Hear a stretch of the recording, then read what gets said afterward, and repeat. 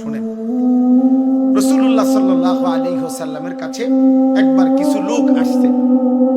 আয়েশা বলছে, হে মুহাম্মদ, আমরা ইসলাম গ্রহণ করতে চাই, তবে আমাদের একটা প্রশ্ন আছে। কি?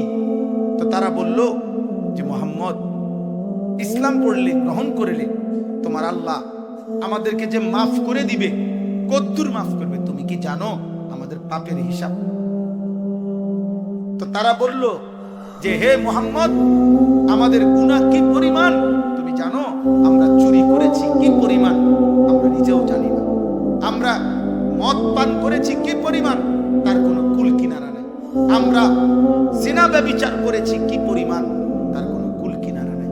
আমরা খুন করেছি কি পরিমাণ তার কোনো কুল কিনারা নেই। তাইলে আমরা একে তো শিরিকও করছি, দ্বিতীয়ত আমাদের গুনাহ পাপের কোনো কুল কিনারা নাই।